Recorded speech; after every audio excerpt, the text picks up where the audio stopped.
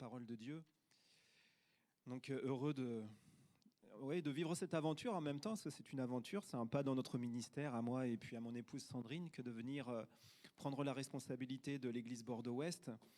On se retrouve dans un contexte nouveau, dans une église nouvelle.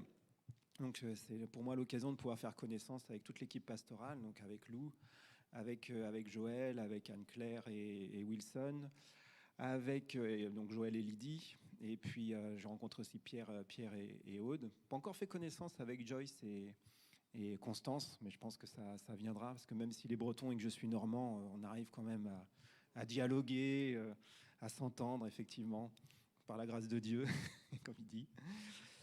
Donc voilà, c'est un nouveau pas dans le ministère, dans le service, dans l'engagement à l'égard de Dieu. Alors c'est vrai que Mantes-la-Jolie, ça a été un passage assez important. Et c'est vrai que quand on pense à Mantes-la-Jolie, je pense qu'on a un petit peu toutes les idées qui viennent.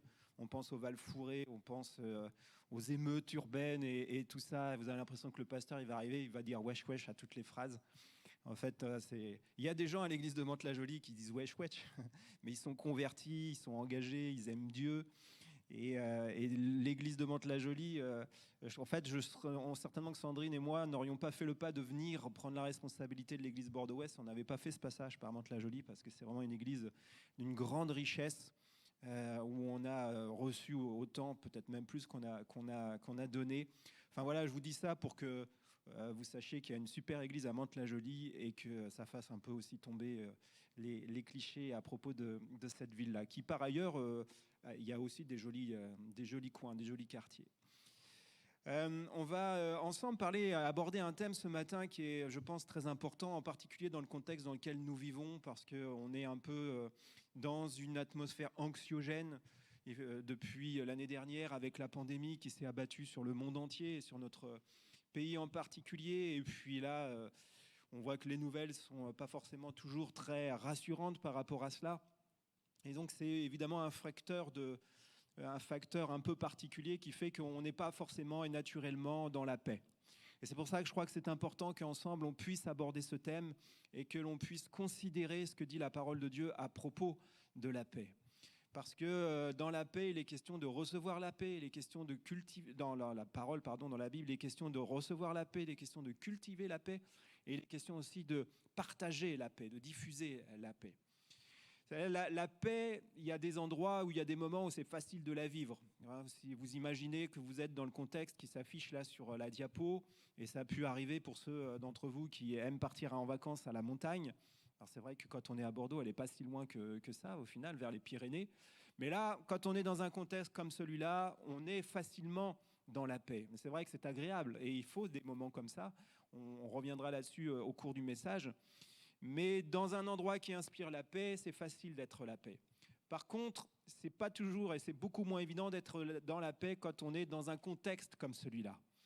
En fait, la paix dont il est question dans la parole, c'est la paix qu'on peut vivre, que l'on peut recevoir lorsque les circonstances sont contraires.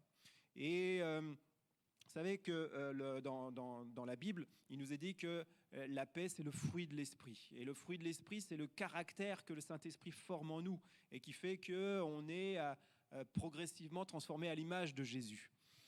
Et la tempête, lorsqu'elle s'est abattue sur la barque, les disciples, vous connaissez peut-être cet épisode dont il est question dans les évangiles, lorsque la tempête s'est abattue dans la barque dans laquelle il y avait Jésus et les disciples, là, ils sont dans la terreur. Et vous vous souvenez par contre de l'attitude et du comportement de Jésus? Lui à côté, comment il est? Il dort, oui. Donc il y a une nette différence et une nette distinction entre Jésus et les disciples. Tandis que le disciple s'affole, Jésus dort. Et on voit qui a la paix et qui ne l'a pas. Et on se dit forcément, quand on constate et quand on se penche sur ce texte biblique, on se dit mais la paix c'est un miracle. Parce que comment est-ce que l'on peut dormir alors que tout autour de nous est déchaîné? Je pense que la réaction des disciples, elle est assez naturelle. Mais le fruit de l'esprit, puisque la paix est le fruit de l'esprit, ça veut dire que nous devrions à un moment donné dans notre vie plus ressembler à Jésus qu'aux disciples. Et c'est ce type de paix que nous sommes appelés à recevoir, à cultiver et à donner. Jésus a dit à ses disciples, « Heureux les artisans de paix, car ils seront appelés fils de Dieu. » Là, Jésus est en train de dire que on est heureux, on peut vivre le bonheur lorsque la paix est là. Et comme je le disais à l'instant, c'est aussi le fruit de l'esprit. C'est une partie du fruit de l'esprit, la paix. Alors, je voudrais voir dans un premier temps avec vous la paix que nous recevons. Tout d'abord, en disant qu'il y a un lien étroit qui existe entre la paix et la sécurité. Les pays dans lesquels il y a la paix sont les pays qui savent assurer leur sécurité. Je vais juste vous poser une question. Qui a envie d'aller passer ses vacances en Afghanistan? Allez-y, soyez sincères, on est entre nous. Hein. Allez, vous pouvez le dire. En fait, non, il n'y a personne qui a envie de passer ses vacances en Afghanistan. Pourquoi? Parce qu'il n'y a pas la sécurité. Et forcément, ça vous dit, à aucun d'entre nous, dans notre esprit, nous vient l'idée d'aller passer nos vacances là-bas. Et parce que là où on va passer nos vacances, c'est là où il y a la sécurité. Et là où il y a la sécurité, il y a la paix. Et l'une des choses qui caractérise notre monde, c'est que l'insécurité, c'est un sentiment très répandu aujourd'hui. Peut-être même plus que nous l'imaginons ou que nous voulons l'admettre. Et il y a une raison à cela. C'est que l'insécurité, c'est vraiment une réalité en particulier dans le monde occidental, l'insécurité, elle est liée au développement de l'individualisme. Aujourd'hui, tout est question d'accomplissement personnel. Puisque chacun est pour lui-même entièrement responsable de ses choix, ça veut dire que chacun d'entre nous, nous subissons la pression de nos choix. Et dans la mesure où nous vivons dans un monde sans Dieu, nous nous évaluons non pas dans le regard de Dieu, mais nous nous évaluons dans le regard des autres. Nous sommes dans l'attitude de constamment prouver aux autres que l'on fait les bons choix. Alors, je dois être à la hauteur de ce que l'on attend de quelqu'un qui fait les bons choix sur le plan personnel. Je dois, dans chacun de mes choix, dans toutes les décisions que je prends, je dois être performant, je dois être efficace, je dois toujours paraître épanoui. C'est le défi que chacun d'entre nous, nous devons relever parce que nous sommes responsables et entièrement responsables de notre choix et de notre bonheur. Mais ce genre de responsabilité personnelle engendre une pression qui crée un sentiment d'insécurité. Parce que les questions que nous nous posons inévitablement, c'est est-ce que je vais atteindre mon but? Est-ce que je vais faire les bons choix? Est-ce que je vais réussir? Est-ce que mes choix seront les bons? Est-ce que je vais réussir mes études? Est-ce que j'ai emprunté la bonne filière? Est-ce que je vais avoir un bon métier? Est-ce que là, je vais pouvoir exercer un métier qui sera en lien avec ce que j'ai envie de faire, avec mes compétences? Est-ce que je vais pouvoir évoluer correctement dans le métier que j'ai exercé? Est-ce que je vais pouvoir passer à d'autres postes? Est-ce que je vais choisir un bon mari? Est-ce que je vais choisir une bonne épouse? Est-ce que je vais être un bon mari ou une bonne épouse? Est-ce que je vais savoir faire les choix qui vont permettre de rendre heureux ma femme, mon mari ou mes enfants? Est-ce que je vais être un bon parent? Je dois constamment me montrer capable pour assumer mes choix. Si c'est chacun pour soi, ça signifie que dans le cadre des relations que nous avons avec les gens qui nous entourent, l'autre représente facilement une menace. Le collègue avec lequel je travaille ou avec laquelle je travaille risque d'être plus performant que moi et d'être plus apprécié que moi par les autres collègues ou par le patron. Mon ami risque d'être plus populaire et d'être plus aimé que moi dans le groupe d'amis que je forme avec lui et les autres. Mon frère et ma sœur au sein de ma famille, de ma fratrie biologique, peut être plus apprécié que moi que par mes parents. Mon mari ou ma femme risque d'être plus efficace que moi dans l'éducation des enfants et du coup, je peux être amené à penser qu'ils vont être plus aimés que moi par nos enfants. Lorsque on est dans cette insécurité liée au fait qu'on est un peu là, pas sûr constamment de nos choix, ça n'inspire pas la paix. Et s'il y a insécurité, il n'y a pas la paix. En 1872, un armurier américain qui s'appelait Samuel Colt a inventé un pistolet qu'on appelle le Colt 45. C'est le calibre. Donc voilà, vous avez une photo qui s'affiche. Et en fait, cette arme, ce pistolet, a reçu un surnom. Vous le voyez s'inscrire d'ailleurs. Le surnom de ce pistolet, c'est Peacemaker. Peacemaker, littéralement, c'est artisan de paix. Pourquoi est-ce qu'il a été surnommé comme ça? Parce que cette arme était très légère, très facile d'utilisation par rapport aux autres armes qui existaient dans l'Ouest américain, enfin aux États-Unis à la fin du 19e siècle. Et comme cette arme était beaucoup plus maniable, beaucoup plus légère, elle permettait aux plus faibles de faire face aux menaces des plus forts. Et grâce à cette arme, l'habileté l'emportait sur la force physique. Et c'était une arme tellement efficace et tellement redoutable que l'on disait que, à ce propos, Dieu a créé les hommes, mais Samuel Colt les a rendus égaux. Parce que ça donnait la possibilité à des gens qui étaient plus faibles de pouvoir se défendre face à une menace. Mais c'est assez paradoxal d'utiliser une arme ou d'appeler une arme artisan de paix. Et c'est ce qui fait que, en lien avec ce que je dis, c'est que l'insécurité qui est tellement répandue dans nos cœurs et dans notre monde aujourd'hui, l'insécurité fait que l'on se sent facilement menacé. On est très sensible à tout ce qui ressemble à une contestation, à une critique, à quelque chose qui remet en cause nos choix. On est facilement sur nos gardes et on est prêt à dégainer pour répondre à la menace, pour faire face, pour imposer le respect et pour rester à égalité avec les autres. Et la paix humaine est souvent fondée sur un rapport de force. On est dans un rapport de force avec les autres au sein des groupes que nous constituons et que nous formons, et nous sommes toujours prêts pour pouvoir assurer la paix à dégainer. Et on pense que c'est comme ça qu'on fait la paix. Quand on veut savoir comment l'être humain fonctionne, c'est toujours intéressant de se reporter au récit des origines que l'on trouve dans le livre de la Genèse. Et ce récit présente l'homme et la femme qui sont placés par Dieu dans un jardin, où dans ce jardin, ils sont en totale sécurité. Ils pouvaient en trouver en abondance dans ce jardin tout ce dont ils avaient besoin. Ils n'avaient absolument aucune inquiétude à avoir. Il n'y avait pas de problème d'insécurité. Ils pouvaient manger de tous les arbres du jardin. Il n'y en avait qu'un seul qui ne pouvait pas manger. Ils manquaient de rien. Ils ne s'inquiétaient de rien. L'homme et la femme étaient égaux. Il n'y avait pas de rapport de force. Et Dieu pourvoyait généreusement à leurs besoins. Et ce texte révèle que l'être humain trouve sa sécurité en Dieu. En fait, nous sommes les uns et les autres programmés pour cela. C'est l'enseignement du livre de la Genèse. Nous sommes programmés parce que Dieu nous a créés, c'est ce que révèle ce texte. Dieu nous a créés, il a créé l'être humain et il l'a créé pour lui. Et en fait, l'être humain trouve sa sécurité en Dieu. Et dans la suite du récit, nous voyons que l'homme et la femme décident de proclamer leur indépendance. Ils décident de devenir autonomes et de ne plus tenir compte de la volonté de Dieu en mangeant le seul fruit qu'ils n'étaient pas autorisés à manger. Et à ce moment-là, la sécurité est remplacée par l'insécurité. L'homme est envahi par la peur et par l'anxiété. C'est ce que nous lisons dans le livre de la Genèse, au chapitre 3, au verset 8. Alors l'homme et la femme entendirent la voix de l'Éternel Dieu qui parcourait le jardin vers le soir. Et l'homme et sa femme se cachèrent loin de la face de l'Éternel Dieu, au milieu des arbres du jardin. Mais l'Éternel Dieu appela l'homme et lui dit : « Où es-tu ? » Il répondit : « J'ai entendu la voix dans le jardin, et j'ai eu peur parce que je suis nu et je me suis caché. » Maintenant que l'être humain a pris son destin en main, il ne peut compter que sur lui-même pour faire ses choix. Il est confronté à ce manque de sécurité.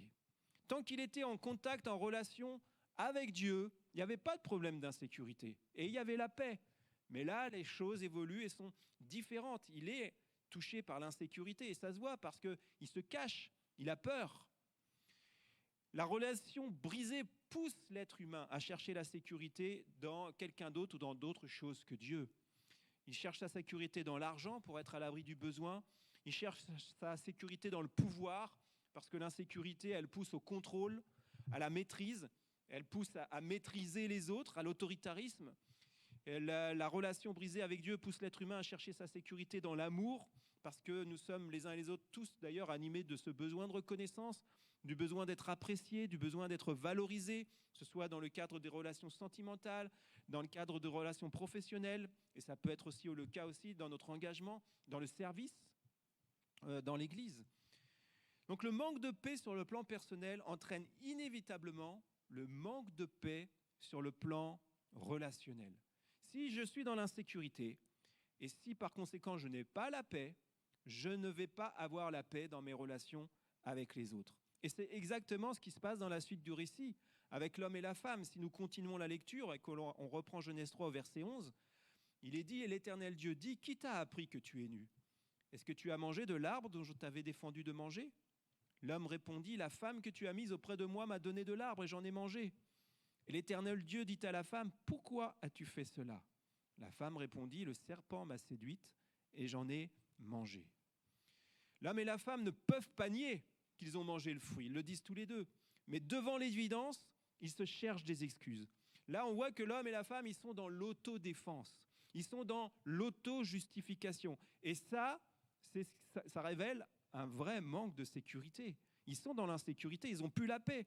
Adam et Ève étaient appelés à devenir une seule chair, mais là, c'est chacun pour soi. Ils subissent la pression des choix qu'ils ont faits. Et là, ils se rejettent la faute. Comme on peut rejeter la faute aujourd'hui, comme on peut le faire encore lorsqu'on ne réussit pas. Ben non, si je n'ai pas réussi, si je connais l'échec, c'est à cause de toi. C'est toi qui as fait le mauvais choix. C'est une attitude qui n'engendre pas la paix. Et si nous n'avons pas la sécurité, si nous n'avons pas la paix, nous ne pourrons pas l'avoir dans nos relations avec notre entourage. C'est ce que le texte de Genèse révèle. L'absence de paix est d'abord due à l'absence de relation avec Dieu. Ça, c'est une des révélations fondamentales du texte des origines, de ce texte de la Genèse. Quand on ne connaît pas la volonté de Dieu, quand on ne l'applique pas, ça conduit au trouble et ça conduit quasi inévitablement au conflit. Si on ne connaît pas Dieu et si on n'a pas le souci d'avoir cette relation avec Dieu, au travers de la lecture de la parole de Dieu, au travers de la Bible, au travers de la prière, alors à ce moment-là, on se débrouille avec nos moyens, on se débrouille avec nos propres forces, on se débrouille avec nos moyens naturels et on se débrouille avec nos réflexes, avec nos réactions. Et inévitablement, nos caractères se frottent, les visions différentes s'affrontent, les incompréhensions s'installent. Et qu'est-ce que ça a pour conséquence tout cela ? Ça entraîne le soupçon, ça entraîne les sous-entendus, ça entraîne les rumeurs, ça entraîne les critiques, ça entraîne les disputes. Et là, je suis en train d'évoquer des choses, je suis convaincu que vous pouvez mettre des choses qui correspondent dans votre propre expérience, dans les contextes différents dans lesquels vous avez pu évoluer et connaître cela. La condition de la paix, c'est le rétablissement la condition de la paix est le rétablissement et l'entretien de cette relation avec Dieu. Le texte de la Genèse nous dit que tant qu'il y a une relation avec Dieu, il y a la paix, il y a la sécurité. Et nous avons la possibilité aujourd'hui de rétablir cette relation et de retrouver cette paix grâce à l'œuvre de Jésus-Christ. Dans la lettre aux Romains, au chapitre 5 et au verset 1, l'apôtre Paul dit que justifiés par la foi, nous avons la paix avec Dieu par notre Seigneur Jésus-Christ. Et Paul est en train de dire là que grâce à l'œuvre de Jésus-Christ, je ne suis plus en conflit avec Dieu et Dieu devient alors ma sécurité. Il me pardonne, il guide mes choix personnels, il pourvoit à mes besoins. À partir du moment où je reconnecte avec Dieu, où je rétablis la relation par la foi, où je crois réellement que Jésus est mort pour moi et que là je peux avoir cet accès à Dieu, je peux alors me confier en Dieu pour qu'il pourvoie à mes besoins. Je peux trouver la paix intérieure parce que même si j'ai commis des fautes, je sais que je suis pardonné. Il peut là m'accompagner dans les choix que j'ai à prendre parce que lui, il connaît tout. Moi, je ne connais pas tout. Il y a des choses qui m'échappent. Je ne sais pas forcément tout ce qu'il y a devant moi. Mais Dieu, lui, qui est éternel et infini, le sait. Et lorsque je reconnecte et que j'ai à nouveau cette relation avec lui, il peut me guider et me guider dans mes choix personnels. Il peut pourvoir à mes besoins. Alors même que la situation peut devenir compliquée à cause de la situation économique due à la pandémie, Dieu peut pourvoir à mes besoins. Dieu me garde, Dieu me protège. Quand je recontacte avec Dieu, dans ma relation, je n'ai pas à prouver ma valeur aux autres parce que j'ai conscience de la valeur que j'ai aux yeux de Dieu. Et c'est ce que nous avons encore chanté dans ces moments de louange et dans ces moments de contemplation et d'adoration. Jésus est mort à la croix parce que j'ai de la valeur aux yeux de Dieu. Oui, je suis pécheur. Oui, j'ai commis des erreurs. Mais néanmoins, Dieu m'aime. Et ça, c'est quelque chose qui est libérateur lorsque nous le réalisons et lorsque nous le vivons surtout. Il ne s'agit pas simplement de le comprendre, il s'agit que ça puisse avoir pas simplement un impact, mais quelque chose qui reste dans notre cœur. Nous sommes libérés et la paix, à ce moment-là, elle vient. Je n'ai pas à rechercher constamment l'amour et la reconnaissance des autres parce que je sais et je réalise que je suis parfaitement aimé de Dieu. Vous voyez comment mon insécurité peut s'envoler, peut disparaître, et la paix venir dans mon cœur, s'instaurer dans mon cœur. La paix est quelque chose que Dieu nous donne. C'est quelque chose que par la foi, nous sommes appelés à recevoir. Mais c'est quelque chose qui peut vraiment changer notre vie et changer notre vision de la vie. Lorsque nous avons reçu la paix, nous avons la responsabilité de la cultiver. C'est vrai que la paix, elle nous est communiquée par ce que nous recevons au travers de la foi. Elle nous est communiquée par le Saint-Esprit. Mais il y a quand même des dispositions, et là ça dépend de nous, qui favorisent l'acquisition et la conservation de la paix. Et j'aurais vous donner 3 conseils qui nous aident à garder la paix. Le premier conseil, c'est décrocher. Décrocher. Il y a des moments où il faut décrocher. Il y a des moments où il faut s'arrêter. Et ça nous est enseigné, là encore, dans le texte de la Genèse, dans le texte de la création. Dans le premier chapitre du livre de la Genèse, il nous est dit que Dieu a créé le monde en 6 jours et que le 7e, il s'est reposé. Ce qui signifie que le repos est inscrit dans l'ordre de la création. Non pas que le repos était vraiment nécessaire pour Dieu, bien évidemment, mais ça signifie dans le récit de la création que Dieu a terminé son ouvrage. On peut relire ce texte ensemble dans Genèse 2, au chapitre 2, et au verset 2. Dieu acheva au 7e jour son œuvre qu'il avait faite, et il se reposa au 7e jour de toute son œuvre qu'il avait faite. Dieu bénit le 7e jour et il le sanctifia, parce qu'en ce jour, il se reposa de toute son œuvre qu'il avait créée en la faisant. Il y a quand même une certaine insistance à cet endroit du texte sur le repos. Et le mot qui est employé, c'est indiqué dans le texte, c'est le mot Shabbat, le mot Shabbat. Et le premier sens du verbe Shabbat, c'est terminer, cesser. On pourrait dire stop. Le Shabbat, ça veut dire stop. Et c'est important de se dire stop, il y a des moments. C'est important de dire j'ai terminé mon travail. C'est essentiel de s'imposer des limites. Parce que si on ne s'impose pas des limites, quand on ne s'arrête pas et que l'on fait plus que l'on devrait, ça engendre de la fatigue et ça engendre du stress. Et la fatigue et le stress ne permettent pas à la paix d'être maintenue, ne permettent pas à la paix de rester dans notre cœur. Si on ne finit pas notre travail, c'est le travail qui nous finit. Et c'est absolument nécessaire de se mettre au calme, de se détendre, de se distraire. Toutes ces choses, il faut les faire. Et il faut que nous ayons les uns les autres régulièrement de vrais temps de repos. Alors c'est bien si on a la possibilité d'aller à la montagne comme on a vu tout à l'heure, ou dans un endroit que vous aimez, que vous appréciez. Et vous avez peut-être des endroits où vous aimez quelquefois aller prendre l'air, vous promener. Mais dans tous les cas, il faut des vrais temps de pause parce que les soucis que nous pouvons avoir, qui sont entraînés par les choses de la vie, soit sur le plan professionnel ou sur le plan personnel, tout ça, ça fatigue, tout ça, ça nous stresse. Et il y a des moments, Dieu, il nous le dit au travers de sa parole, il nous le dit, c'est dans l'ordre de la création. Stop, arrêtez, décrochez. Et c'est lorsque nous décrochons aussi que nous pouvons entretenir la paix. Le deuxième conseil, c'est méditer. Méditer. Prenez le temps de connecter avec Dieu en lisant calmement la Bible et en lui parlant paisiblement. Ne réduisez pas la prière à la demande et à l'intercession. C'est une bonne chose, bien entendu.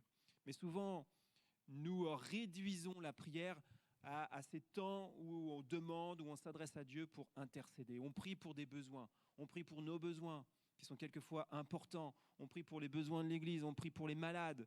Et tout ça fait qu'on va puiser dans notre énergie morale, notre énergie spirituelle. Mais c'est important d'avoir des temps de repos aussi dans la prière, de prendre des temps de contemplation, où on se concentre sur Dieu, où on cherche dans la Bible ce qui révèle Dieu, et où dans la prière, ce que nous savons devient ce que nous vivons. Et c'est lorsque nous voyons l'amour de Dieu révélé dans certains passages de la Bible, le passage le plus connu, c'est que Dieu est amour.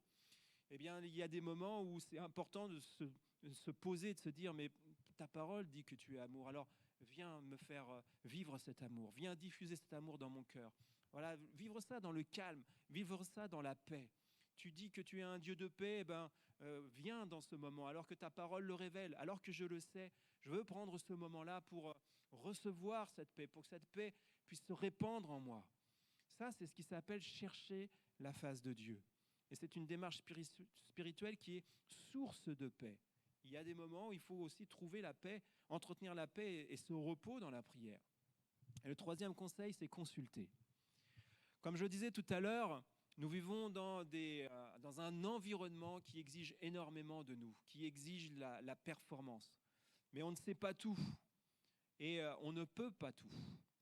Et lorsqu'on est confronté à nos limites, lorsqu'on est face à des choses que l'on ne sait pas, que l'on ne connaît pas, où on ne sait pas comment s'y prendre, ça génère l'inquiétude, ça met la pression. Vouloir porter les choses et en tirer la gloire et la reconnaissance, c'est source de tension aussi. Ça, c'est source de stress.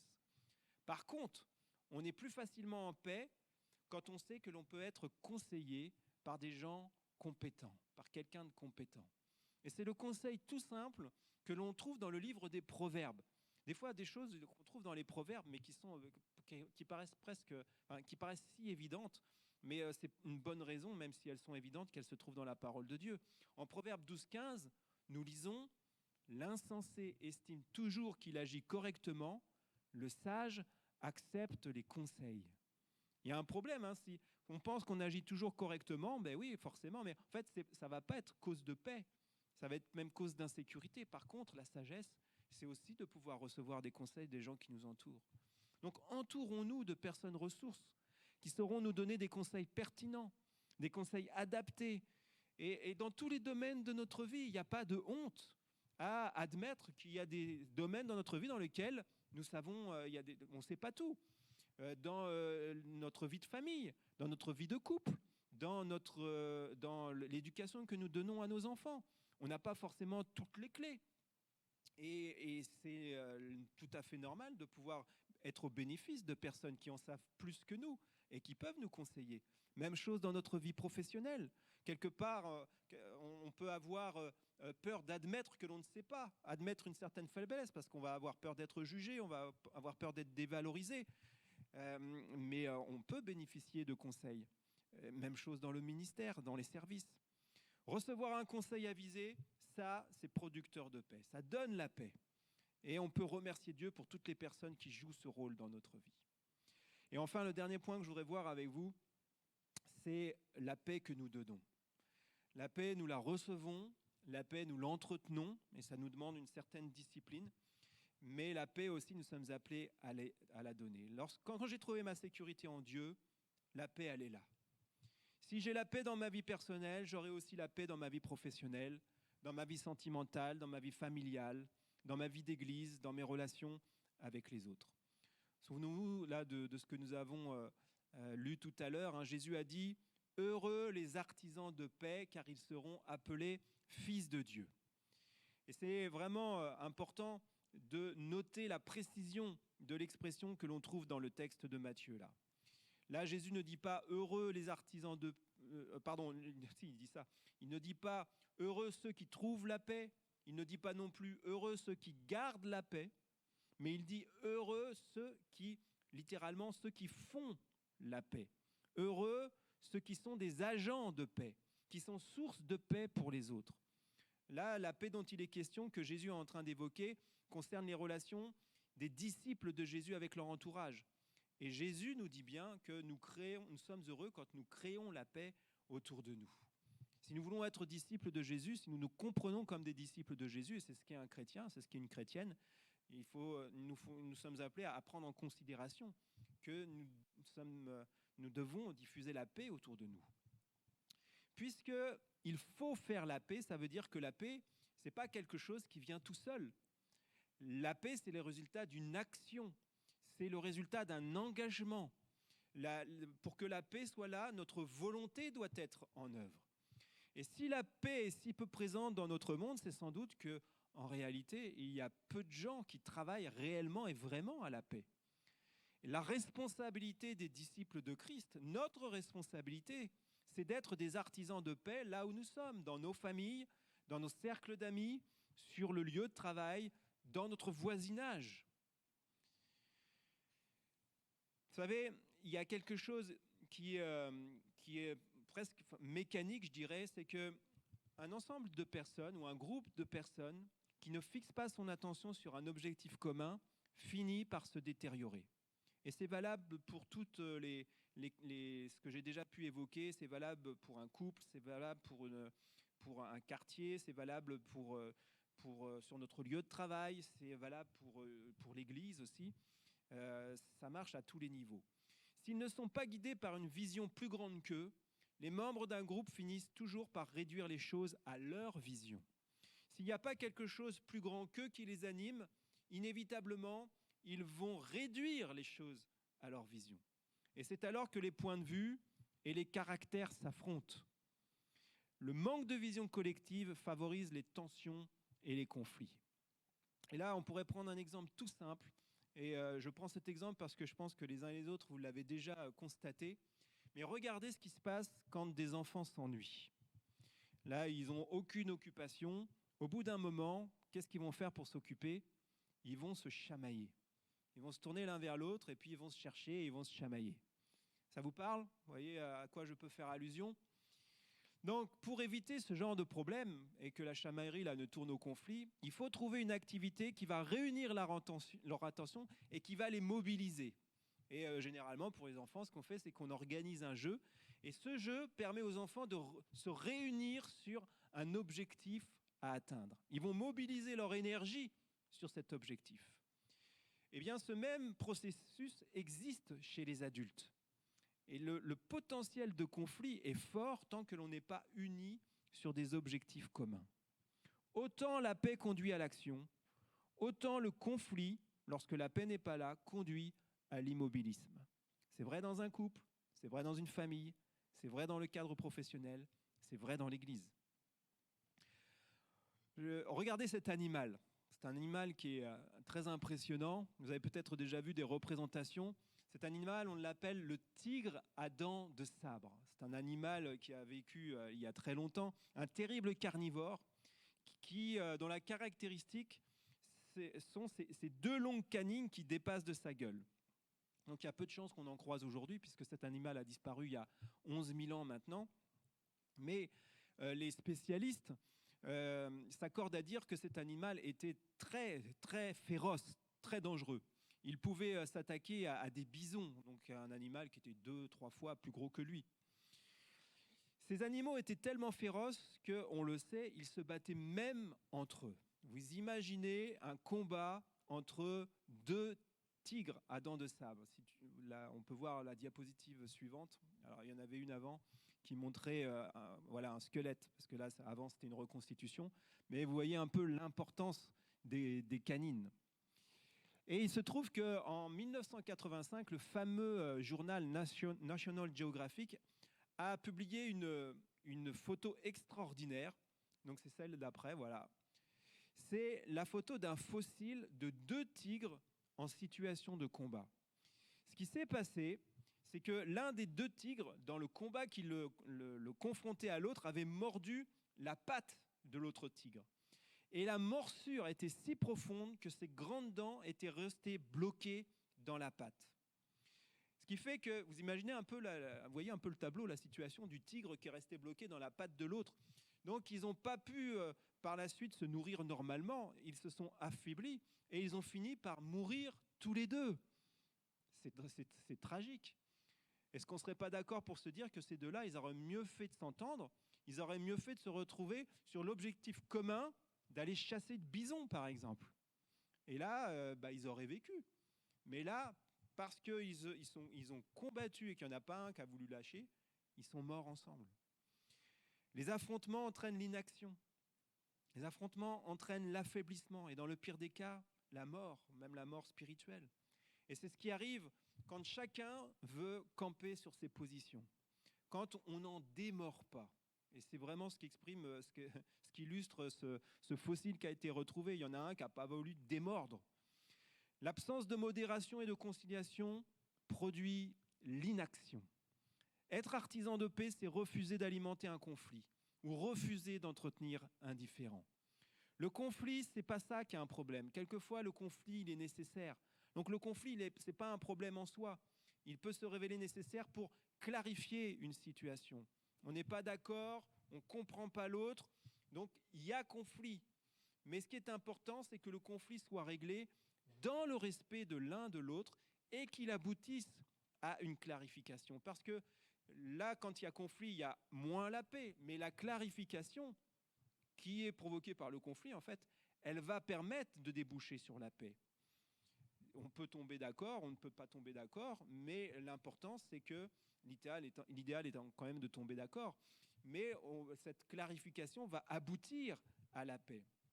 Être artisan de paix, c'est avoir le souci de ne pas tout réduire à son opinion personnelle et de comprendre l'opinion de l'autre. Et ça, c'est un véritable exercice auquel nous sommes confrontés les uns et les autres. Et je crois que si nous voulons vraiment être des artisans de paix, ça veut dire apprendre aussi à écouter les autres.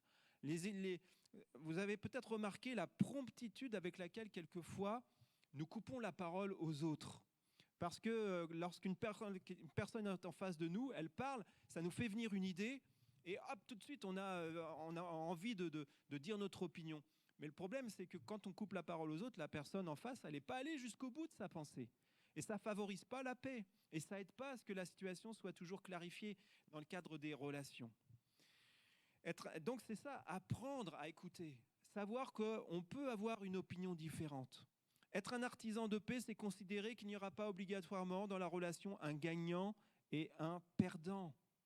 Quand nous sommes authentiquement animés par la sincérité, la modération, la conciliation, c'est que l'on a compris qu'il y aura toujours plus de bénéfices à rechercher la paix qu'à obtenir la victoire. Est-ce que je veux la paix ou est-ce que je veux la victoire ? Est-ce que je veux comprendre l'autre ou est-ce que je veux avoir raison à tout prix ?